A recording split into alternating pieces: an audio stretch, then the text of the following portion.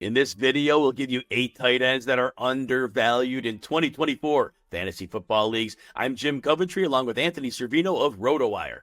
Jim, my first tight end is Travis Kelce. I know it's Travis Kelce, but he's going undervalued right now. He's at tight end 2 off the board.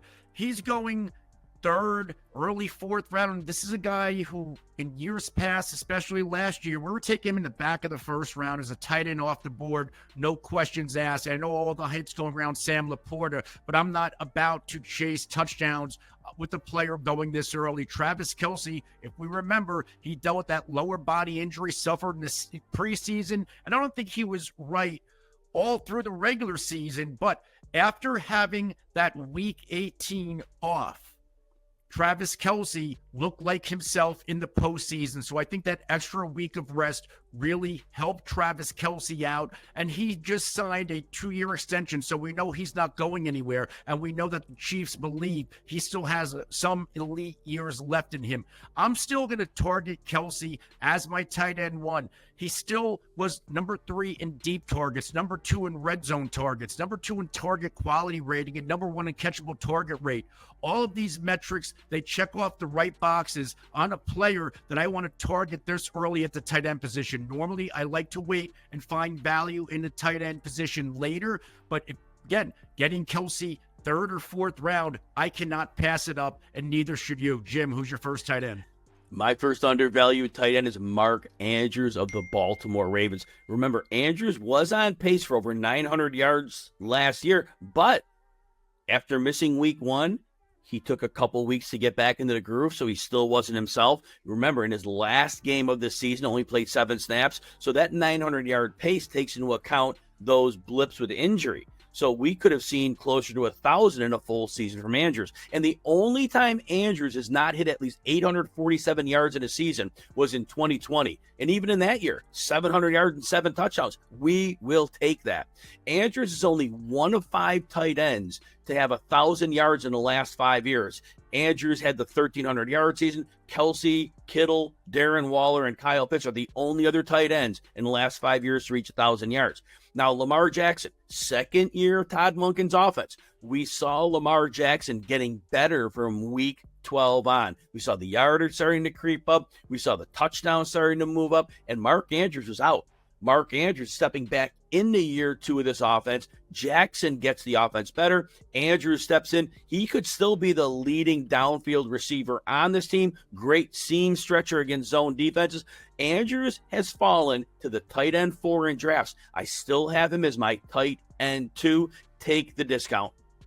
Jim, my next tight end is Kyle Pitts. Kyle Pitts right now, the tight end 6 off the board. And I've never been a big Pitts guy because of situation, but just like a lot of these other Atlanta Falcons players, their situation's a lot different when you cue in Kirk Cousins and Zach Robinson. The reliability of the play calling in a quarterback, I'm putting a lot of stock in. Kyle Pitts, if we remember, he has flashed signs of greatness back in 2021, his rookie campaign. Over 1,000 yards and 15.1 yards per reception. If it wasn't for his lone touchdown that year, he would have finished better than a tight end 11 in fantasy points per game. The past 2 seasons, it's gotten even worse with play calling and at quarterback. It changes this year, and I hate to say it like this, but if it doesn't happen this year for Kyle Pitts, I don't think it happens, but I'm buying in. There's a lot of popular young names at the tight end position that people are overvaluing, in my opinion. Laporta, McBride. You can even make a case that Kincaid's going a little bit overdrafted. All 3 of those tight ends are going ahead of Kyle Pitts, and I believe Kyle Pitts can finish ahead of all 3 of those players when it's all said and done. Jim? My next undervalued tight end is Pat Freiermuth of the Pittsburgh Steelers. Now, look, 2022, Freiermuth was really good. 732 yards, good numbers. Huge disappointment in 2023. Targets were his biggest issue. Freiermuth was getting 6 targets a game in 2022. It fell to 4 per game in 2023. Also, the depth of target. Freiermuth in 2022 was seeing 7.5 yards per target. It went down almost a full yard last year. Now, people worry with Arthur Smith coming in because they say, well, Kyle Pitts was terrible with Freiermuth. Kyle Pitts was the deep threat in Arthur Smith's offense. 99th percentile average depth of target. Very long passes. What you need to understand is Jonnu Smith, the other tight end, had a career year. And listen to these numbers. Jonnu Smith, 50 catches, 582 yards and 3 touchdowns as the second tight end because Pitts was seeing those targets. Now we go to Pittsburgh.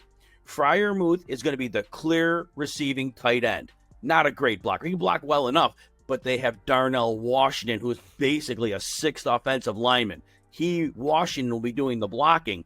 We are going to see not just those Jonnu Smith numbers from Freiermuth, but a combination of some of those targets that we would have seen go to Kyle Pitts. So Freiermuth is going to also benefit outside of George Pickens.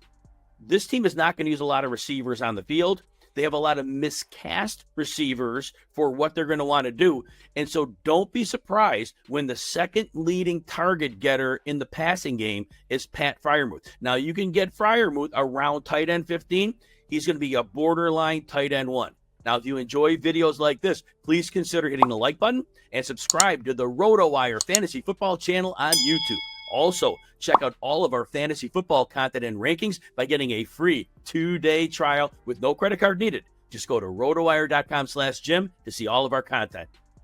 Jim, my next tight end is Hunter Henry of the New England Patriots. There's not a lot about this offense I like, but I really like Hunter Henry. Right now, one of the better late round values at the tight end position in fantasy football, whether it's Jacoby Brissett or Drake May, either one of these players, I think they're going to lean on Hunter Henry, who might be the most reliable veteran pass catcher on this team. And from a fantasy football perspective, it hasn't been good for Hunter Henry. It hasn't been good for the Patriots in years past. But Henry last year played in only 14 games and finished as a tight end 1 those weeks 5 times.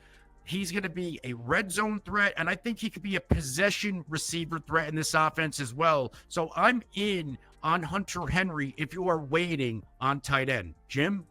My third undervalued tight end is Luke Musgrave of the Green Bay Packers. Now, many will forget that Musgrave had at least 49 yards in 4 of his first 9 games. But remember, during that time, Green Bay's offense was not going well. In the first few weeks, they had some shootouts where they were playing from behind and they put some garbage time points up. Then the offense went into a big lull till about week 8, and Musgrave was still producing. Now, Musgrave as a receiver, 59th percentile yards after the catch, so he was very good once he had the ball in his hands. But the thing was, Musgrave got hurt in week 12 and missed 6 games. And that was the point where the Green Bay offense was humming, and Musgrave wasn't a part of it. And then if you remember the NFL playoffs and even week 18, Musgrave only played 14 snaps and he returned. It was clear he was not healthy. Tucker Kraft was playing a bigger role.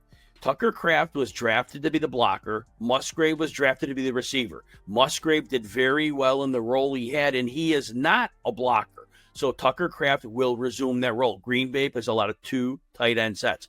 Now, Musgrave is going to be the lead receiving tight end. You could get him as the tight end 17. And Luke Musgrave, can finish near the top 12 at his position. Jim, my last tight end is Noah Fant.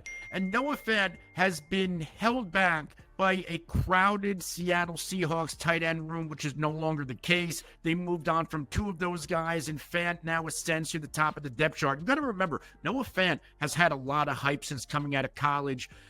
Workout metrics across the board. He even drew comps to George Kittle. And if we go to the past, in 21 and 2022, he finished as a tight end 11 and tight end 12 in fantasy points per game, respectively, in those seasons. And he also saw at least 90 targets in those seasons. The past 2 years, it hasn't been great. Saw fewer than 63 targets in 2022, and then fewer than 43 targets in 2023. I think that all changes. This is going to be a new look Seattle offense. Now, same guys, right? We still have Geno Smith, but no more Pete Carroll. I think the passing attack is going to open up with Ryan Grubb calling the shots. So if you want a late round tight end door throw, Noah Fant is free right now. He's going around guys like Mike Gesicki and Jonnu Smith, Isaiah Likely, Ben Sinnott. I'm taking Noah Fant over all of them. Jim? My last tight end is Mike Gesicki of the Cincinnati Bengals. Now, look, Gesicki's aging, about 28 years old. We don't know if the athleticism is at the same level it was when he came into the league, when he was testing off the charts back then. You have to understand, Gesicki hasn't been in a functional offense in a few years, and he's a 700-yard type tight end when things are rolling well. The last 2 years in New England have been terrible. Bad quarterback play, bad coaching. Well, all of a sudden, Gesicki moves into a situation in Cincinnati. The defense was really bad last year, and it doesn't look like things are going to get significantly better. So they're going to have to throw the ball more than they'd like. Well, they have Joe Burrow, and they also have defense have to worry about Jamar Chase, T. Higgins. Now, I know Jermaine Burton is in the middle of the field as a receiver, but the tight end is going to be a very important part of this offense. And we have seen the Bengals use a rotation of tight ends because they never had one that they could function and lean on the last couple of years. And therefore, they would scatter these targets, but there was nobody to collect all the production. Gesicki is a receiver. He is not a blocker. He's a supersized receiver in a league that plays 73% zone defense. This is a great opportunity. You can get him outside the top 25 tight ends in a league where you need 2 tight ends or tight end premium. Mike Gesicki is definitely somebody you should target.